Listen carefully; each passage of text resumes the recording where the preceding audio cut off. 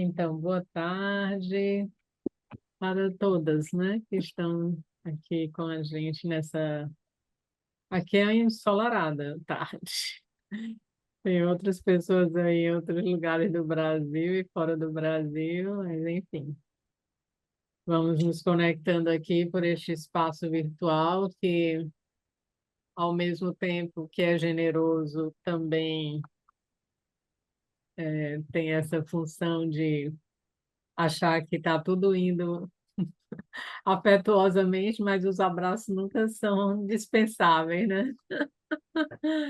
A gente sempre precisa do contato também, de olhar no olho e de se ver de mais de perto. Mas, enfim, nós estamos aproveitando muito desses momentos, é uma forma de se conectar com pessoas que estão em outros estados, em outros países, e isso tem trazido uma dinâmica muito interessante para o projeto do Sol para Mulheres. Nós estamos hoje recebendo o quarto encontro do Prosa com Sol. E eu queria agradecer a Delfina e a Ana Sabiá por estarem participando desse momento com a gente. A Delfina é integrante do grupo e a Ana Sabiá é uma colaboradora querida dos nossos projetos. Nós estivemos juntos em outros momentos. Fico muito feliz que você tenha aceitado esse convite. O Prosa com o Sol sempre traz a ideia, é o nosso programa do ano, é uma das fotógrafas, uma das artistas do Sol, convida alguém que tem afinidade com o seu trabalho, ou que seja alguém que desenvolve uma reflexão, um pensamento, uma pesquisa, enfim. O convidado ou a convidada é livre, né, para dialogar com uma das participantes. Nós estamos aqui com a Carla, que abriu o projeto, a Jane, que teve a Carla veio com a Livas, a Jane com a Simoneta e a Natália com a Marigema. Então, eu vou ler rapidamente aqui uma mini bio da Delfina, depois ela vai se apresentar, e a Ana também. A Delfina é fotógrafa, autodidata e formada em filosofia. Teve o seu primeiro contato com a prática da fotografia quando montou, no início da década de 1980, um pequeno laboratório para revelar e ampliar filmes em preto e branco. Foi assistente do fotógrafo Chico Albuquerque, pioneiro da fotografia para a publicidade. Transferiu-se do Ceará em 1987, atuando entre Rio de Janeiro e São Paulo como fotógrafa de publicidade e de cena para cinema. Em 1993, voltou para Fortaleza, abriu seu estúdio para atender ao mercado publicitário e aos editoriais de moda. Após 30 anos dedicado à fotografia comercial, retomou a fotografia autoral e os estudos acadêmicos, participando de diversas formações e grupos de estudos sobre a imagem contemporânea e a prática da fotografia autoral. Questões sobre memória, pertencimento, identidade, tempo e espaço permeiam sua produção. Em 2019, passou a integrar o coletivo Sol para Mulheres e o grupo de estudos Imagem e Pensamento. A Delfina está aí próximo de nós, né, produzindo trabalhos muito interessantes, embora recentemente tenha se dedicado mais à fotografia autoral, já tem aí uma bagagem de muito tempo convivendo, inclusive com personalidades da fotografia brasileira, como é o Chico, teve um super mestre aí próximo, foi assistente dele por 4 anos, não foi, Delfim? Foi. Foi minha Sim. universidade, né? Minha graduação foi com ele. Com certeza. Ele também foi a minha, só que eu convivi com ele 14 anos, mas noutra esfera, né, de projeto, mais no projeto autoral dele. Então, a Ana é artista visual, pesquisadora e professora de fotografia no Departamento de Artes Visuais da Universidade do Estado de Santa Catarina. Ministra cursos e oficinas sobre fotografia e arte contemporânea em plataformas de ensino virtuais e programas de graduação e de extensão de universidades públicas no Brasil. Atua com pesquisas e práticas fotográficas desenvolvidas a partir do corpo, surrealismo e a autorrepresentação como estratégia crítica de temáticas que perpassam feminismo, identidades, poesia, literatura, psicanálise e autobiografia na fotografia contemporânea e na criação de livros de artista. Participa ativamente da cena artística brasileira e internacional, com exposições no Brasil e países como França, Itália, Portugal e México. Autora de publicações sobre fotografia e artigos acadêmicos, além de diversos livros de artista, como os premiados do Porão ao Sótão, de 2021, Prêmio Foto em Pauta, da editora Tempo de Imagem, e Jogo de Paciência, Prêmio Imaginária, e publicado em 2023 pelas editoras Lovely House e Tempo de Imagem. Então, temos duas figuras interessantíssimas aí para dialogar com a gente. O projeto é aberto, elas conduzem como querem e a palavra é de vocês. Muitíssimo obrigada para todo mundo que está aqui, para vocês duas que vão prosear conosco nessa tarde. Então, boa tarde, meninas. Estou muito feliz aqui de estar compartilhando um pouco do meu trabalho com vocês. Algumas já me conhecem, outras não, porque tem um fluxo grande, né, de pessoas chegando aqui. E estou muito grata de estar compartilhando, de estar dividindo esse tempo com a Ana Sabiá, uma artista que eu admiro bastante. Ela é referência para mim. A Ana é uma super talentosa, criativa e um artista muito atuante, como vocês vão poder ver. Eu acho que eu conheci a Ana na época da pandemia, quando tinha aqueles milhares de cursos online. Muito deles eu fiz aqui através da Imagem Brasil. E eu fui me conectando ao trabalho da Ana muito por uma questão do feminino que ela traz no trabalho dela, na poética dela. Ela usa também muita linguagem do surrealismo, ela interfere nas imagens, faz muitas sobreposições também, e isso me interessa muito. E eu fui me aproximando da Ana e acabou que eu fiz uma mentoria com ela, junto com esse meu grupo Imagem e Pensamento, que culminou com a exposição aqui no estúdio em 2022, e essa exposição fazia parte da programação do Solar. Então, eu quero dar as boas-vindas à Ana, quase todo mundo conhece. Estou muito grata dela ter aceito esse convite. E eu vou dividir aqui, eu vou compartilhar a tela, e aí ela começa mostrando o trabalho dela. Vamos ver se eu não vou errar aqui, hein?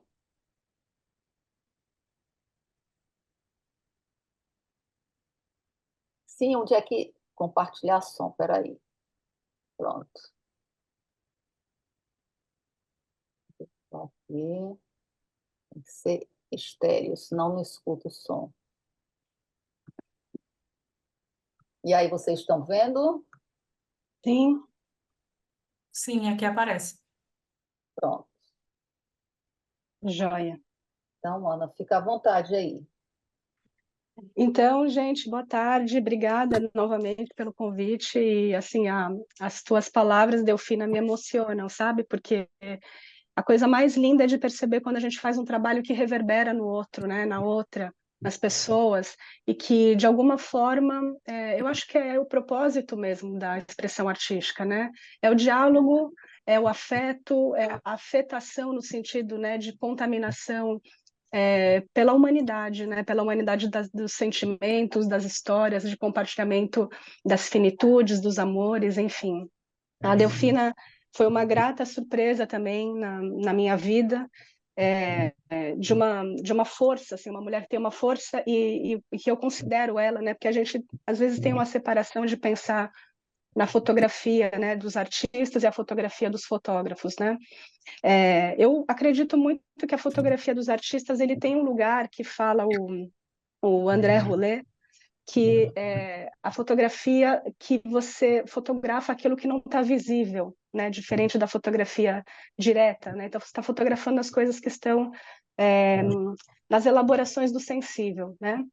E eu acho que a Delfina ela consegue chegar nesse lugar de pesquisa, né? Onde ela se propõe como uma autora que vai investigar a partir das próprias subjetividades, né? Essa discussão de vida, né, de pensamento, de questionamento sobre a vida e sobre as coisas que estão no mundo, sobre as próprias ancestralidades, né, a referência com o corpo também, com, com as críticas sobre o que se passa, né, que tira nossos direitos como mulheres, como a gente está vendo acontecer essa semana muito forte. Então, eu acho que é esse lugar de compartilhamento de vida assim que a arte possibilita e que nos coloca para além, né? Para além do agora. Então, a gente pensou hoje em fazer um vínculo, né, dos nossos trabalhos no sentido de um diálogo. Então, a gente separou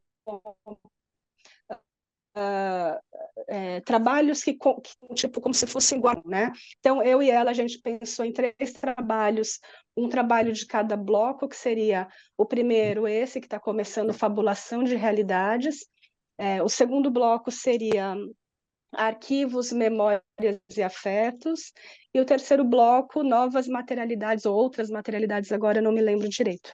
Então, podemos começar com... Eu começo apresentando, né? A ideia é que a gente faça esse diálogo assim. Eu começo apresentando um trabalho, nesse primeiro bloco, que seria a reinvenção, a fabulação, né? Reinvenção dos arquivos. Depois passo para Delfina, e aí a gente vai fazendo essa amarração que vocês vão percebendo também, né, de temas, aspectos estéticos das imagens. Então é isso. Então começamos com esse, que tanto o meu trabalho de 2016 quanto também o da Delfina será desse ano. Um dia será o mundo. Ele é uma parte de um título bastante grande, que é uma frase que eu tiro de um romance da Clarice Lispector, que é uma grande referência, né? Então, meu trabalho, pode passar, por favor, Del? O meu trabalho ele dialoga muito com outros campos dos saberes, né? Então, a literatura é muito presente, a filosofia, né? Alguns estudos de psicanálise, e todas as artes visuais, porque a minha formação em artes visuais, então eu não fico presa, né, à ideia de algo que fica compacto à materialidade fotográfica, mas também expandindo para além, né? Esse trabalho, então, ele vai ser a primeira... Eu acho que tem alguém com o fone aberto, se puder fechar, por favor, eu agradeço, porque fica batendo, assim, algum barulho, assim, que pode disturbar aqui na hora da discussão. Então, esse trabalho, ele tem... É a primeira vez que eu estou colocando essa ideia de sobreposição, né? São fotografias que eu estou trabalhando... Eu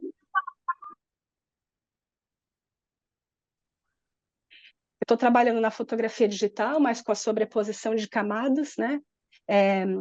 Um dia será o mundo com a sua impersonalidade soberba versus a minha extrema individualidade de pessoa, mas seremos um só. Esse é o título completo, que é a frase dessa personagem, pode ir passando, que ela vai, a personagem do livro Uma Aprendizagem ou O Livro dos Prazeres, da Clarice Lispector, né?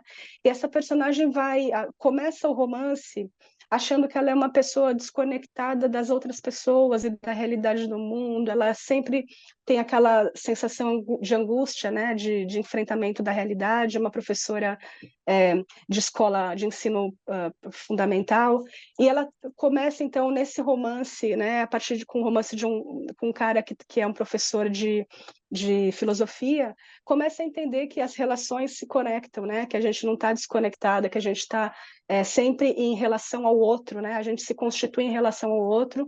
Então eu faço essas sobreposições dos corpos, né, a partir de autorretratos, relacionando com os elementos da natureza. Então, a minha intenção é transformar essa ideia de uma fotografia, né, que tem esse aspecto da fotografia direta, a fotografia pura, para contaminar com outras imagens, né, e transformar esse corpo num híbrido outro, né, num híbrido de espécies, né, que eu acho que isso que é interessante, como fala Clarice, né, o que conta não está nas linhas, mas está nas entrelinhas, né, aquilo que a gente supõe quando olha algo, né, que a gente não está dado, né, não é uma fotografia que está dada, que está explicada algo, ela está como uma proposta de questionamentos, como uma proposta poética.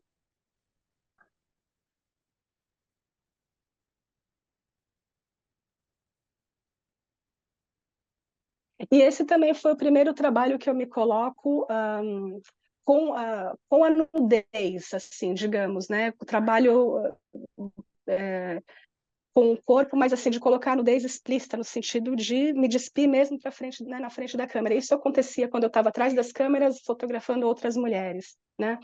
E aí foi a primeira vez que eu tomo esse lugar também de estar na frente da câmera, e aí tem essa discussão interessante de perceber, né, que quando a gente está se falando, quando a gente está falando do nosso próprio corpo, a gente está escolhendo como olhar o nosso corpo, como apresentar esse corpo feminino, esse corpo de mulher, no contemporâneo, na fotografia contemporânea, é um outro lugar, não é o lugar da musa, né, que era aquele corpo que era feito para o desejo do olhar masculino, para a apropriação do olhar masculino, mas é para colocar uma crítica sobre quem se olha, né, e para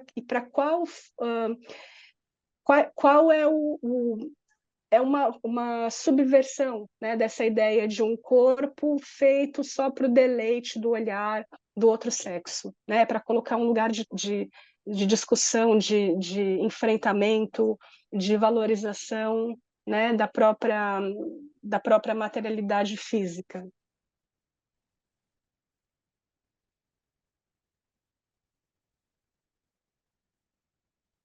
Acho que agora é você, Delfim. Tem alguém que quer fazer alguma pergunta, falar alguma coisa? Ou eu posso prosseguir aqui? Acho que Então, pode prosseguir, Delfina. Depois a gente vai comentando, abre os tá comentários. bom. Então, como vocês viram na minha bio, eu começo a fotografar amadoristicamente no início da década de 80 e dos anos 80 até hoje, eu acho que já são mais de 35 anos trabalhando com fotografia, 30 deles exclusivamente trabalhando com a fotografia de publicidade, editoriais de modas e como fotógrafa de cena também, cinema. Mais de 8 anos para cá, eu fui sentindo uma grande necessidade de me aproximar da fotografia autoral, é, foi e entrar nos meus próprios processos criativos.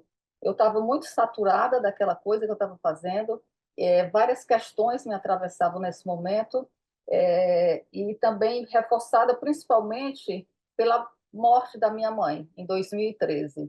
E eu acho que com essa perda tão significativa foi como me colocasse a real da vida, né? Que o tempo passa, o tempo voa, o tempo urge, e o que é que eu estava fazendo com a minha criatividade. Eu estava questionando muito a minha relação com a fotografia, eu estava me sentindo super engessada, eu não conseguia mais pegar na câmera, só a não ser para fazer fotografias de trabalhos sob encomenda.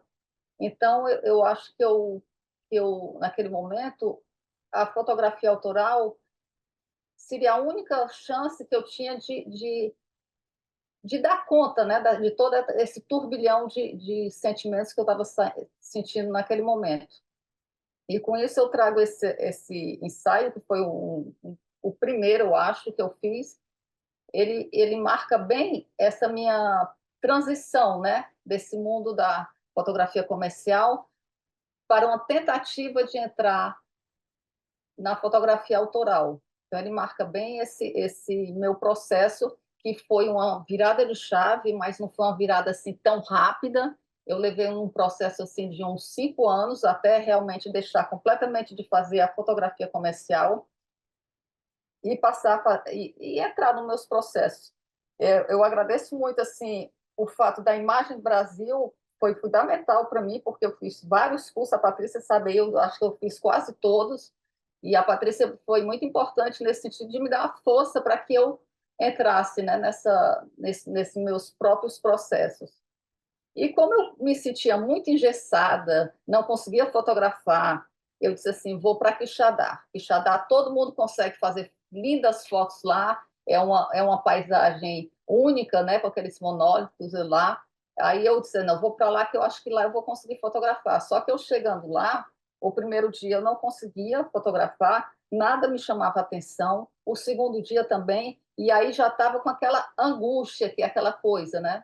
Quando no terceiro dia eu estava passando por uma fazenda, e o que me chamou a atenção e a vontade de começar a clicar foi quando eu me deparei numa pocilga de porcos e tinha um senhorzinho alimentando os porcos, e aquilo me deu um start, uma coisa, eu disse, não, eu vou... Aí comecei a fotografar instintivamente. Eu acho que aquela desordem, né, aquela coisa da falta de controle sobre o fazer fotográfico naquele momento, me deu esse start, porque eu vivia sempre numa vida super assim, aqui fotografando uma coisa controlada, esteticamente tudo muito perfeito. Então, foi a partir daí que eu comecei a fotografar porcos e pocilgas. Eu passei quase um ano fotografando porcos e pocilgas, eu virei a louca das pocilgas, né? E depois de um ano que eu estava fotografando eles, eu comecei a imprimir essas fotos para poder entender esse processo, o que é que estava se passando ali. Porque eu gosto muito nesse processo criativo de ampliar as fotos, né? E eu acho que assim sempre acontece comigo, as imagens vão me apontando o caminho e vão esclarecendo as questões que não estão tão claras para mim. Então eu fui começando a construir esse trabalho muito em função de um exercício, né, de descondicionar o olhar. E quando eu vi as fotos dos porcos, essa sujeira, essa coisa meio caótica, eu tive vontade de começar a trazer para dentro desse trabalho as modelos que eu fotografava nas minhas campanhas publicitárias. Então, foi como eu quisesse fazer um contraponto do que eu estava passando no meu interior, né? Dessa coisa que eu não sabia se continuava fotografando comercialmente ou se entrava nisso, porque isso eu já estava com 55 anos, era recomeçar uma outra coisa, mas eu fui construindo essas imagens e entrelaçando esses dois tempos, né, esses dois territórios, esses dois corpos, na construção dessas imagens, que ficaram essas imagens bastante oníricas, assim. Em nenhum momento eu quis mostrar que eu fiz essas fotos das modelos lá, mas eu quis trazer elas para esse território. Tanto que tem essas marcações aqui, como realmente eu mostrando que está uma imagem em cima de outra camada de imagens. E fui entrelaçando esses corpos dessa mulher, que nessa época, na moda, a mulher tinha que ser linda, magérrima, perfeita. Hoje mudou muito esse conceito, mas nessa época pouco eu fotografava as negras ou gordas. Não, tinha que ser esse estilo de pessoas, né? É o que funcionava, né? Quer dizer, colocava o corpo da mulher a serviço, né, da venda de alguma coisa, mas para agradar as pessoas. Então eu fui fazendo essa construção dessas imagens e a primeiro momento assim eu achei muito estranho tudo isso, porque é como eu disse, era um contraponto entre esses dois mundos, mas eu acho que eles acabaram se complementando muito. E uma coisa interessante é que o porco, assim, nas minhas pesquisas que eu fui fazendo, o porco é o animal que mais se assemelha geneticamente do ser humano. Então, foi assim que eu fui construindo esse trabalho, que começou tudo como um exercício de descondicionar esse meu olhar.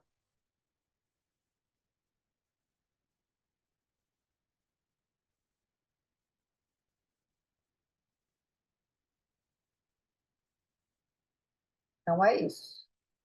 Opa, pronto. Volta, por favor, na última, Delfina, para eu fazer um, um Essa, fechamento desse primeiro bloco. Isso, pode ser. Então, eu acho que a gente, né, concluiu esse primeiro bloco, que nós nomeamos de fabulações, esqueci, fabulações, enfim. Que eu acho que assim, o que a gente coloca ali como diálogo entre nós duas, né? Tem os corpos femininos, né? Tem as sobreposições das imagens fotográficas, sobreposição, que colocam num outro lugar, né? como dizia o cineasta russo Sergei Eisenstein no começo do século XX, né, que uma fotografia perto de outra, ela não é mais nem a primeira foto nem a segunda, né? Ela é uma terceira que acontece na interpretação de quem está vendo as imagens, né? Então, assim, essas sobreposições vão levar a outras interpretações dessas realidades fotografadas. O tempo que corre, a brevidade da vida, a busca por um sentido pessoal e humano, né? Eu acho que são essas questões que a gente encontrou nesses diálogos dos nossos trabalhos aqui agora. E eu acho que também a Delfina traz uma coisa muito interessante nessa história pessoal, né? Dessa saída dela como fotógrafa de estúdio, de moda, daquela perfeição da construção da imagem e das pessoas e para uma venda, né? Uma venda de um produto que me lembra um pouco da história da Diane Arbus, né? Que ela sai ela tem esse enfrentamento, esse descontentamento por aquele estúdio, por aquela foto de moda que ela participava como assistente do marido, né? E ela sai então desse estúdio apoiada também por ele para encontrar a sua voz pessoal na vida imperfeita das ruas, né? Então ela sai da ideia de uma perfeição e de uma construção para algo que não diz nada, que tem a ver com o mercado, né? Para uma busca autoral, pessoal, que tem a ver com as próprias humanidades, né? Com as próprias inquietações da sua existência.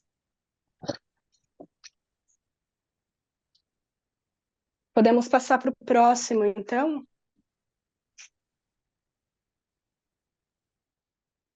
Aí o segundo bloco que nós nomeamos de arquivos, memórias e afetos. E é interessante pensar, né, que a gente vai, por histórias de vidas distintas, a gente acaba encontrando sempre as similitudes, né? Eu trago esse trabalho do porão ao sótão, que ele foi desenvolvido durante 2016 a 2021, que foi o período que eu estava fazendo a minha pesquisa de doutorado, e também que envolve muito tempo dentro de casa, né, para a pesquisa acontecer, muito em frente ali aos livros, ao computador durante a escrita. Eu estava no desenvolvimento de um filho pequeno, do meu filho pequeno, nesse período também junto, né, com a vida acadêmica, e também o enfrentamento de uma crise do casamento. Pode passar, por favor. Então, todo esse caldeirão de informação subjetiva, pessoal, vai dar nesse trabalho, que eu estou, então, dentro de casa e questionando e pensando em como desenvolver essas minhas reflexões para a imagem fotográfica, né? Que era bem um lema das artistas feministas ali, as politicamente envolvidas nesses questionamentos feministas na arte contemporânea, da arte dos anos 60, 70, né? Que elas falavam assim, a gente tem que acabar fazendo a nossa arte, a nossa interpretação do mundo, ainda que a gente esteja na cozinha de casa cozinhando feijão, né? De que maneira que você encontra essas brechas do cotidiano para dar conta de fazer arte, né? De colocar no mundo a sua expressividade plástica, artística, que questiona o status quo, que coloca em questão as suas problemáticas, né? E sempre também junto com aquele outro manifesto da Carol Hennish, que fala assim que o pessoal é político, ou seja, o que é o pessoal? Tudo que acontece na minha esfera doméstica, ela acontece e é naturalizada politicamente, porque a sociedade coloca isso como naturalizado, né? Essa questão mesmo do enfrentamento que a gente está tendo aí dessa PL do aborto, né? Por que é naturalizado que as mulheres sofram a violência ao longo de toda a humanidade, né? Porque isso não acontece só dentro da esfera privada, né? Não é que uma ali está sofrendo a violência, isso acontece ali, tipo aquele ditado antigo, em briga de marido e mulher não se mete a colher, né?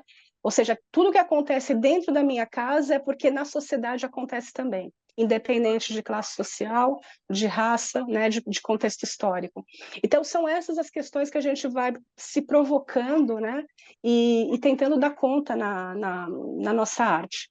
aqui eu elaboro muito essa ideia da perda, né, da crise, das rupturas, das fragmentações, onde de alguma forma eu tento, de uma forma meio que tosca, né, dar conta de algo que não pode mais ser reestruturado, né? A quebra acontece, né?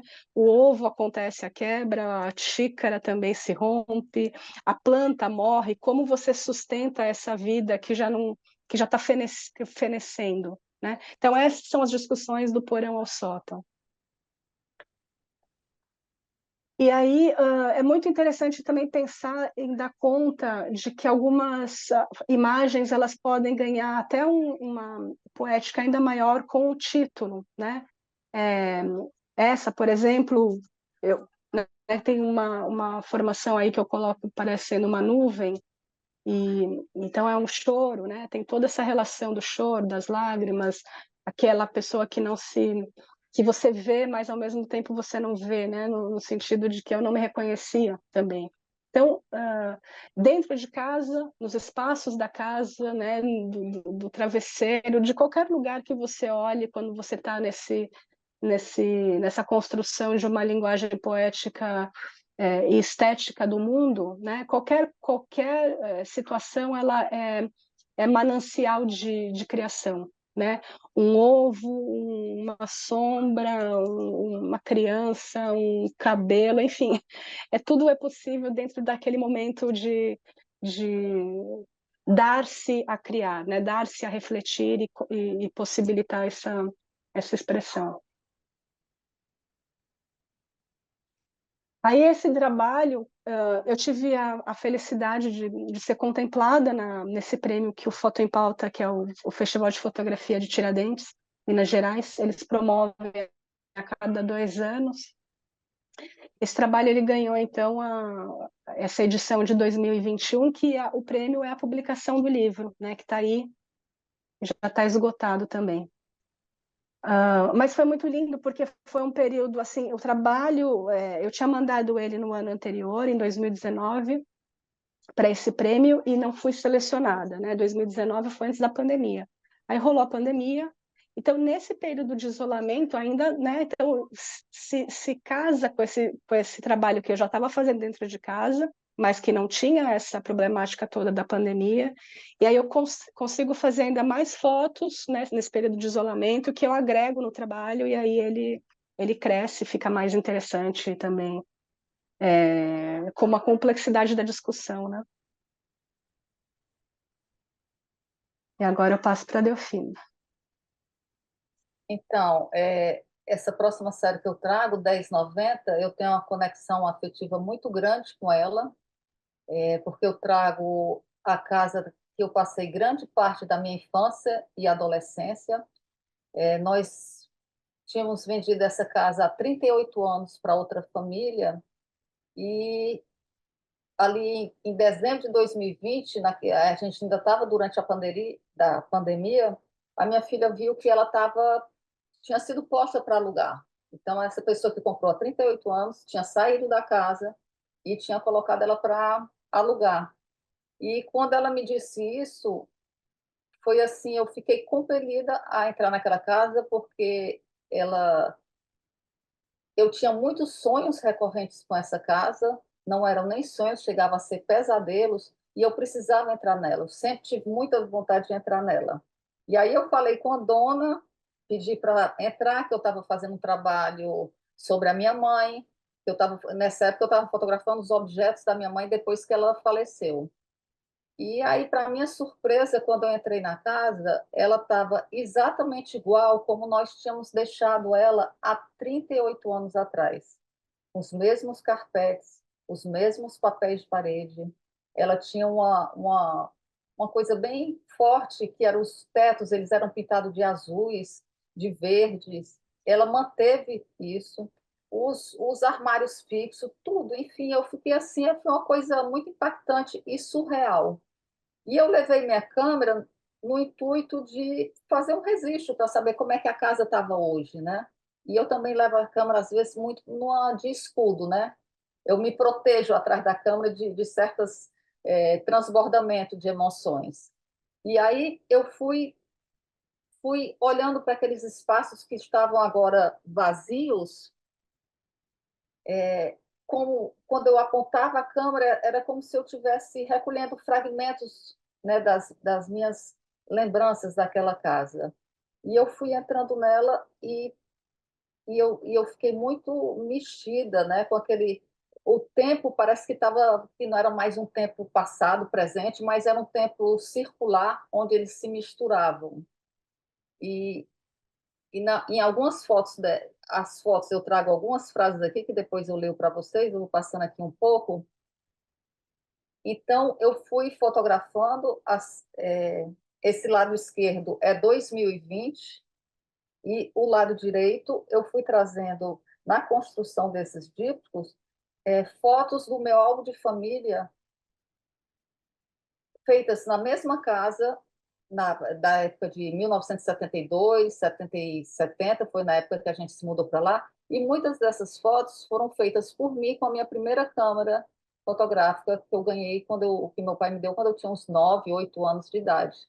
Então eu vou fazendo essas conexões entre o passado e o presente, que parece uma coisa só, como eu estivesse tentando resgatar essa memória afetiva dos meus primeiros espaços de abrigos, de refúgios e sonhos, né? Porque a gente constrói muito, a gente projeta muito o que é que a gente vai ser na infância, né?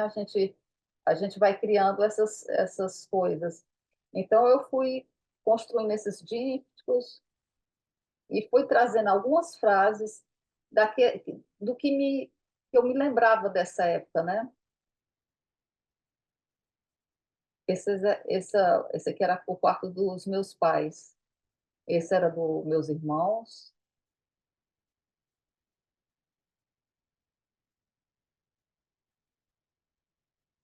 E eu vou ler algumas frases. Essa sala sempre foi muito ruim para mim entrar nela, porque o velório do meu pai foi aqui. Eu tinha 10 anos quando eu perdi ele. Até quando eu tive lá nessas visitas, eu fiz, eu acho, umas 4 visitas só nessa casa. Era, foi ruim ter entrado aqui. Então, o velório do meu pai foi aqui. Com a sua morte, tive o primeiro contato com a finitude. Uma rebeldia se instalou em mim depois de sua partida. E as fotos que eu trouxe do álbum, eu continuei deixando, não fiz nenhum tipo de tratamento, que ela trouxesse esses vestígios, né, de memórias desse tempo, né, que não existia mais. E foi isso. Aqui eu escrevo: várias crianças permanecem em mim. Lembranças e imaginação se confundem nos espaços de afeto da minha casa. E a última vez que eu tive lá, não está toda a série aqui, porque elas são 15 fotos. Da última vez que eu tive lá, eu levei essas fotos do álbum de casamento da minha mãe e saí pregando nas paredes, né? Me deu uma vontade, eu sabia que eu não ia voltar mais lá.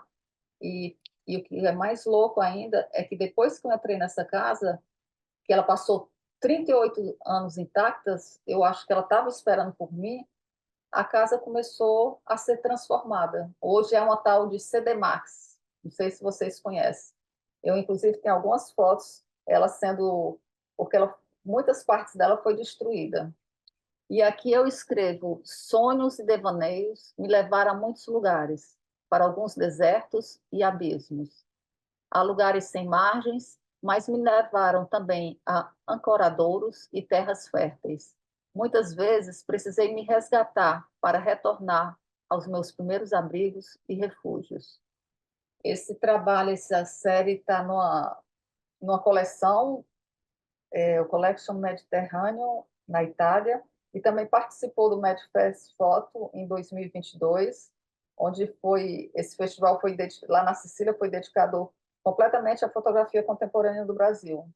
E por algum acaso também ela foi lançada ontem no Museu Cívico de Noto, outra cidade na Itália. Então é isso.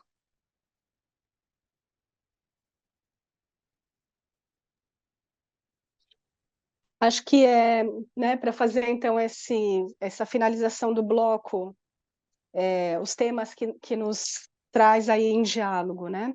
É essa casa-corpo, que é bastante, é um tema bastante discutido, né, na arte contemporânea. Sempre essa parte, né?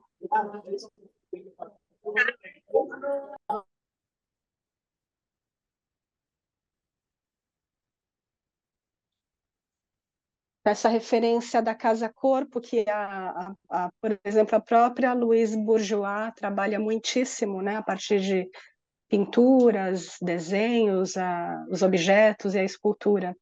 A casa como ninho, a casa como memória de afetos, memória e afetos, os fragmentos, né, a fragmentação dos espaços, fragmentação da memória e fragmentos de lembranças.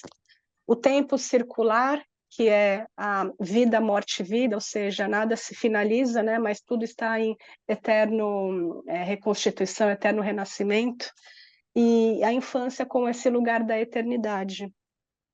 Uma sugestão que eu uso muito nesse meu trabalho que eu apresentei do porão ao sótão, mas que eu acho que a Delfina trouxe vários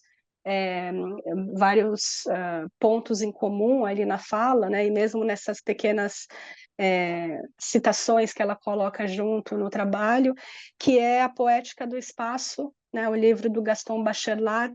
Quem se interessa por esse lugar da casa-corpo, da casa-memória, da casa-ninho, vale muito a pena. Inclusive, eu fiz muita leitura dele na época que eu estava construindo esse trabalho. Ah, então, a gente então tá bem assim, em diálogo mesmo. Eu também. Eu lembro que quando eu coloquei o título do meu trabalho, alguém veio me perguntar: você está lendo Gaston Bachelard? Eu falei: nossa, eu não conheço, o que que é? Ah, então você tem que ler, porque você pegou exatamente o nome de um capítulo do livro. Ele fala muito dessa coisa aqui, né? Que é a casa da infância, é, é, são os primeiros espaços, né? De abrigo, proteção e Isso, devaneios, né? E devaneios. isso, exato, Porque a exato. gente constitui ali, né? Os Sim, problemas que a gente tem tudo hoje vem lá de trás. total.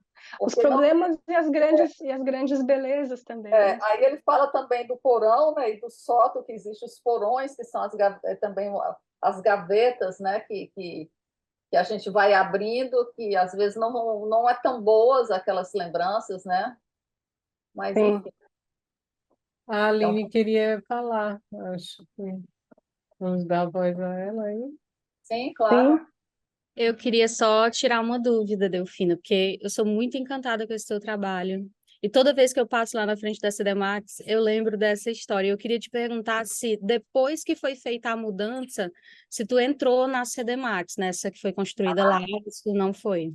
Já depois que eu fiz esse trabalho, eu deixei ele um mês, assim, sem pegar nele, né? Porque foi uma coisa que mexeu demais com a minha emoção, e era sempre uma coisa que eu desejava fazer, era entrar naquela casa, mas eu nunca tinha coragem de pedir à dona, até porque ela morava lá. E aí eu fui lá uma vez fotografar o número 1090. Aí antes de eu chegar lá, eu disse assim: André, será que vai ter alguém lá e vão me deixar entrar? Aí eu estava fotografando o número 10, aí lá vem o vigia. O que que a senhora quer? Eu disse: não, é porque eu morei aqui assim, foi muito importante essa casa para mim. Tá? A senhora quer entrar? Aí eu entrei. Eles já estavam destruindo as paredes, as coisas, e eu fotografei. Eu tenho eu no meio da destruição, porque eles não botaram a casa abaixo, mas destruíram todos os ambientes. Então, eu entrei. Aí depois, quando a CDMAX, toda vez que eu também estou assim com saudade, eu vou lá, porque a escada permaneceu a mesma, sabe? Então, eu vou lá. Assim, no ano passado, eu passei por vários problemas de saúde, assim, da minha família. Virava e mexia, eu ia lá, fazer nada, ficava só lá. E aconteceu isso. Mas eu acho, assim, muito, sei lá, muito louco. A casa ficou 38 anos do jeito que ela estava. Depois que eu entrei, até os lustres que vocês viram aí nas fotos, eu propus para a dona, disse, eu quero comprar, mas só que eu demorei um tempo para dar a resposta para ela. Quando eu liguei, ela disse assim, você sabe que nunca entrou um ladrão aqui, entrou e roubaram os lustres? Pois é. Mas eu vou na CDMAX, às vezes para não fazer nada, só para ver a escada, porque foi a única coisa que ficou ainda intacta foi essa escada aqui, que hoje serve de self-point para o pessoal tirar foto. Mas também, quando eu tive lá, nessas 4 manhãs que eu fiz várias coisas que eu fazia quando era criança. Eu escorreguei nessa escada aí, me deitei no chão, levei minhas filhas para elas conhecerem, porque, inclusive, eu levei o álbum, né, com essas fotos que estão do lado direito, para dizer, ó, oh, era assim e agora está assim. Eu não precisei nem abrir esse álbum, né? Obrigada, Delfina. Nada. É muito incrível esse trabalho da Delfina. Bom, e agora a gente passa para o bloco final, né, que a gente intitulou de Outros Territórios, justamente pensando nessa fotografia que dialoga com outros campos dos saberes, com outras materialidades. Pode passar, por favor, Delfina. Então, eu seleciono esse trabalho que se chama O Sonhário da Senhora MN, né, que eu faço ali nesse período, pouquinho depois que a gente já saiu da pandemia, já estamos novamente nas movimentações, né, na cidade. Eu moro aqui numa ilha, né, no sul do Brasil, e cercada de água por todos os lados. Então, essa presença do mar, eu que sou paulistana, né, fui paulistana, não sou mais, com a selva de pedras da capital de São Paulo, e agora com essa realidade de natureza, ainda que tenha sido destruída por todas essas invasões de prédios e imóveis, então, destruição nesse sentido, né, da beleza pela apropriação do mercado imobiliário, ainda a gente está em contato muito frequente, né? Onde quer que a gente vá, a gente está vendo o mar, porque estamos cercados, né, de água. Então, o mar é uma presença muito forte para mim, nesse lugar também de apaziguamento, de, de enfrentamento de algumas questões ali. O mar, ele dá essa sensação né, de amplitude, de que vem aquele vento, vem a movimentação das ondas, sempre é muito simbólico para mim. E aí eu trago essas escritas, né, que eu vou muito... esse foi o período que eu estava, então, lendo o Oráculo da Noite, do Siddhartha Ribeiro. Eu estava lendo a Conceição Evaristo no período da pandemia. Eu estava interessada em o que as pessoas estavam falando, né, a partir do estudo que o Siddhartha estava falando dos períodos de enfrentamentos muito trágicos da humanidade, como as pessoas têm a tendência de ter sonhos mais vívidos ou de sonhar com mais frequência, ou sonhos muito... a ebulição dos sonhos, né? Então eu vou trazer essa referência do sonho. O sonhar é como se fosse um diário que você vai escrevendo ali os sonhos sonhados, né? Não os sonhos utópicos, mas aqueles que a gente sonha, que são sempre simbolismos, né? da própria vida, e vou então transformando essas imagens com sobreposições. E aí, no percorrer, né, dessa pesquisa, eu vou descobrir um banco de sonhos, que é um site que eu encontrei na pesquisa, que tinha pessoas do mundo inteiro que podiam escrever os seus sonhos ali no período da pandemia, que era até dividido por temas, animais, sei lá, barco, enfim.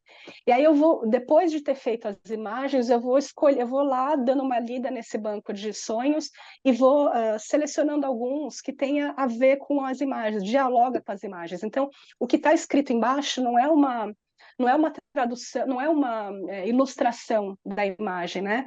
Ela vem depois, então são várias camadas que são colocadas ali para conversar. Então, são sonhos de pessoas anônimas, mas são sonhos sonhados real, né? Com imagens que um dia foram imagens captadas do mundo, mas que são transformadas também, assim como acontece com os sonhos nessa fluidez, né? Onde uma coisa acaba, começa a outra, enfim. E aí eu faço esse trabalho, ele também acontece vem em alguns espaços muito interessantes. Esse, por exemplo, ele instalado no Museu de Arte da Bahia, nesse prêmio PRVG,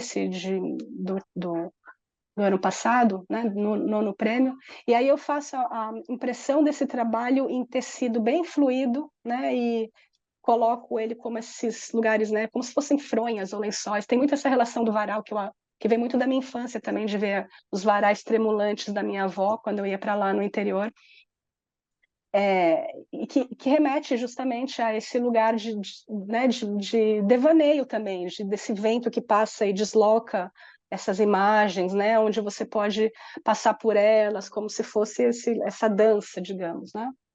E aí, pensando nessas outras materialidades, além das camadas de sobreposição e a poesia e o sonho, né, também dialoga um pouco com as fotos ficcionais do Annie Michaels. Aqui eu faço uma outra camada do trabalho, que eu vou mexer com um vídeo, né? Então eu vou trabalhar um pouco com esse audiovisual, né? Com sons do mar, com uma música, né? Uma música feita com cítara, que tem toda aquela coisa meio psicodélica, né? Uma sonoridade que remete a uma coisa longínqua, né? Que é um pouco fora da nossa cultura e que vai tentar evocar esse lugar outro, né? Do irreal ou do surreal ou da fabulação onírica mesmo, Eu né? vou Eu acho que a gente não tem tempo, né? só Eu vou deixar. aqui só para saindo o som. Tá.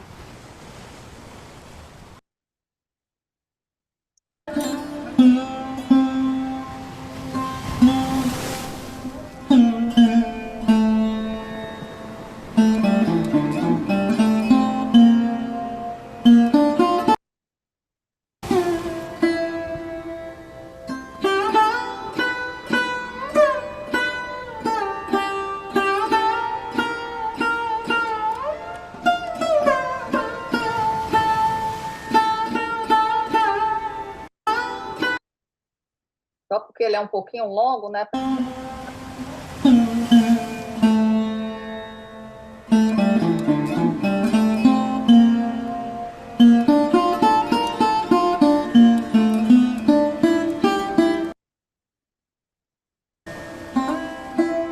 Acho que pode deixar aí, a gente coloca como sugestão.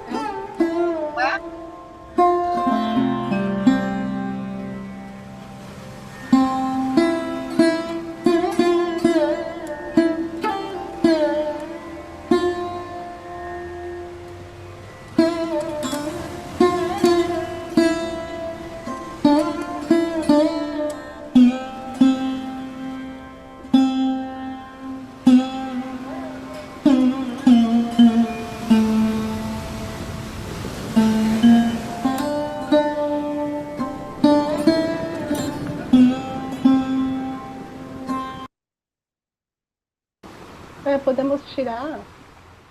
Tá, como é que eu tiro agora ele, hein? Peraí.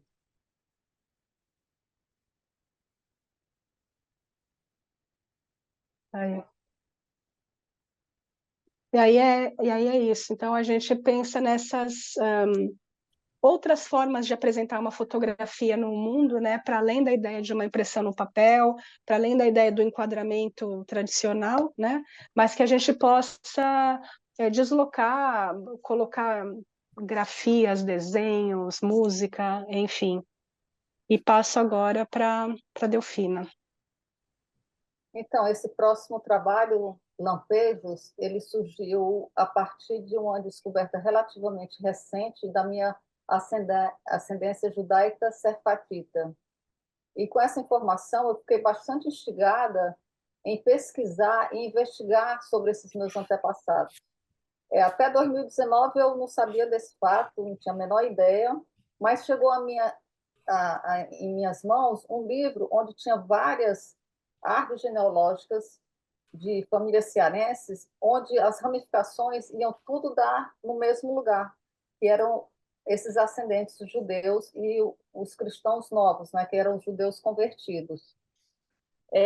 Então, e esse período remonta ainda à Inquisição na Espanha, em 1478, por aí, onde foi instaurada a Inquisição, e os judeus foram expulsos por conta que muitos, milhares deles não quiseram se converter. Então, eles migraram para Portugal, e chegando em Portugal, se estabeleceram lá, mas a Inquisição também foi estabelecida em Portugal.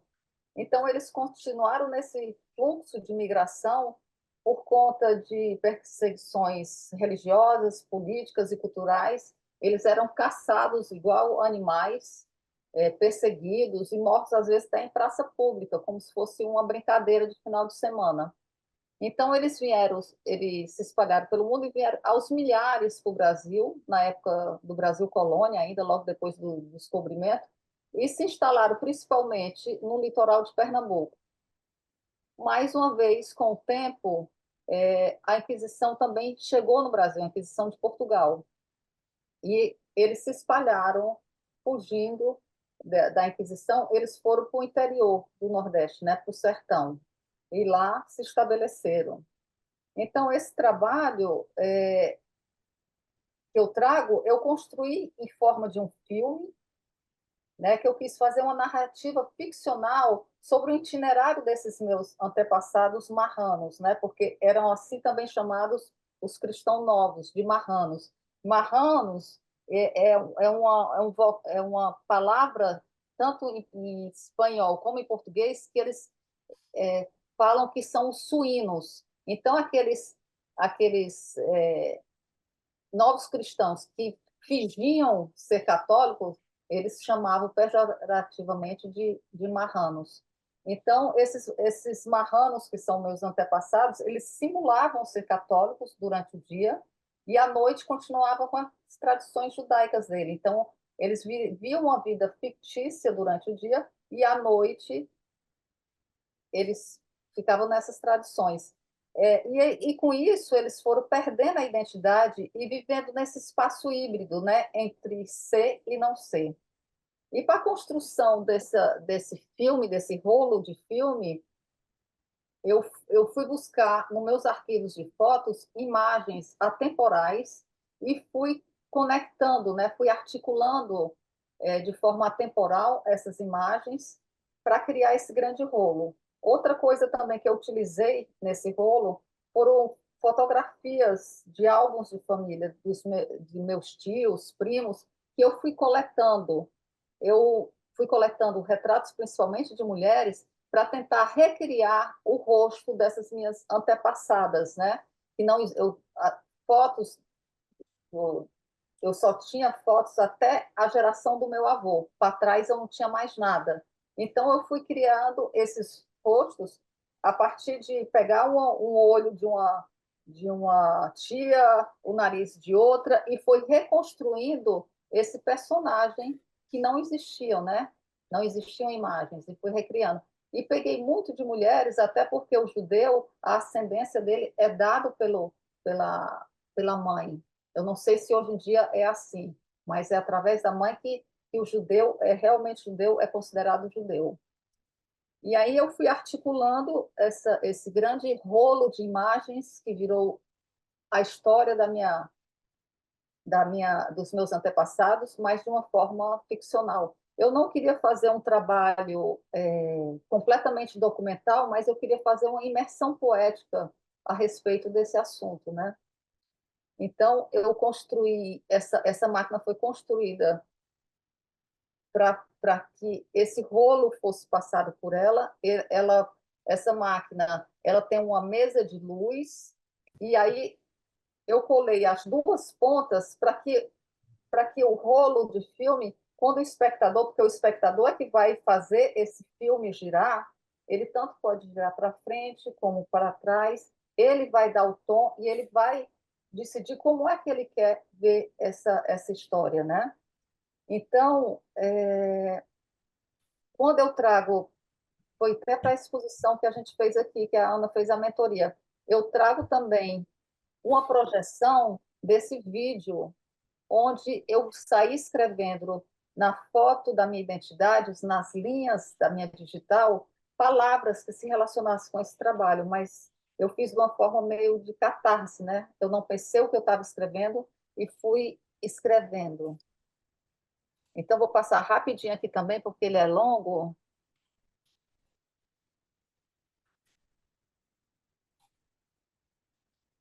Esse aqui não tem som. Então, esse vídeo acompanha a máquina.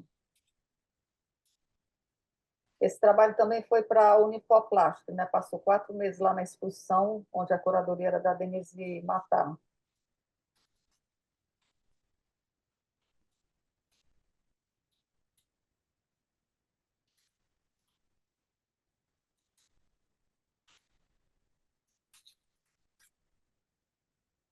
E eu fui completando todas essas linhas. Aí tem porque eu tenho uma árvore genealógica, né? Porque a partir dessa descoberta, eu consegui a minha cidadania portuguesa, que passou ali em 2015, e Portugal começou a reparar todos os descendentes dos judeus que foram expulsos na época da Inquisição.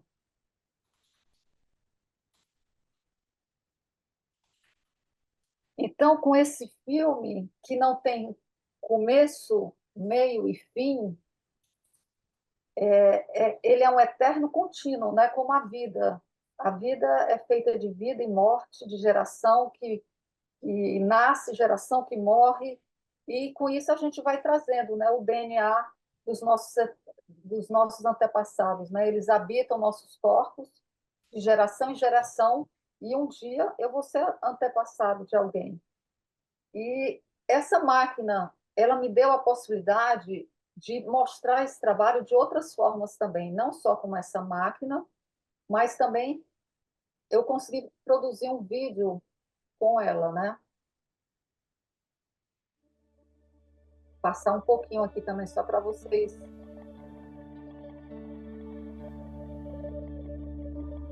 Oculta.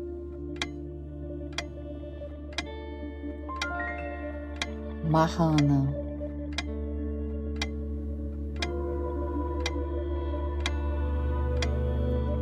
Itinerante.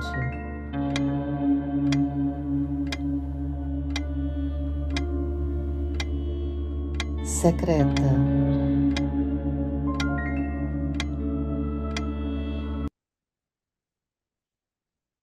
Ai, meu Deus.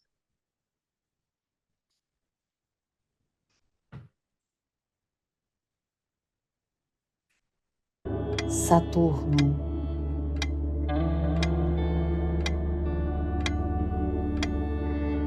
Corpo.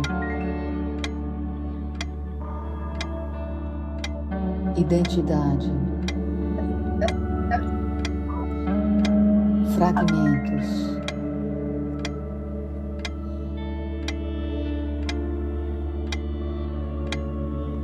Cisão.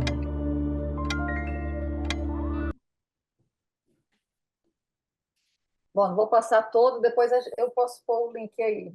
E outra forma de mostrar esse trabalho foi através de fotografia. Eu fotografei a própria máquina. Isso aí não tem nada de Photoshop, nada. Eu fotografei o que ela estava gerando quando passava nessa mesa de luz. E ela me dá várias combinações, né? Que você pode, que eu pude narrar essa história. Vou fechar a porta, mas eu não sei abaixar. Não estou ouvindo.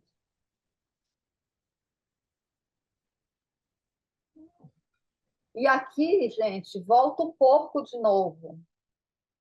Coisa mais louca, assim, que eu fiz aquele trabalho em 2016, eu não tinha a menor noção que eu tinha essa ascendência. Os marranos são chamados de porcos, e aí se conectou, né? Alguma coisa assim, eu fiz inconscientemente aquele trabalho do porco. E o porco, o judeu não come porco, eu não sou judia, assim, não pratico, mas ele apareceu nesses 2 trabalhos. Aí, claro que propositalmente, porque eu já sabia da história do porco, né? Que os marranos eram chamados de suínos.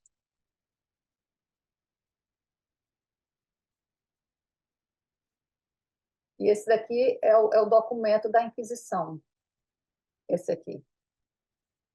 A Inquisição da Espanha, porque a minha família veio de lá. Inclusive, eu tive na cidade onde morava o meu 17º ancestral para trás.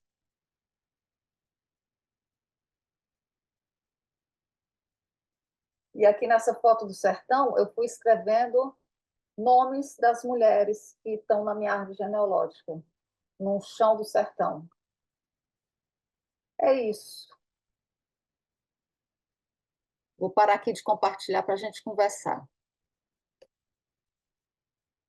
E aí, finalizando, né, eu acho esse teu trabalho de uma lindeza, assim, ímpar, maravilhoso.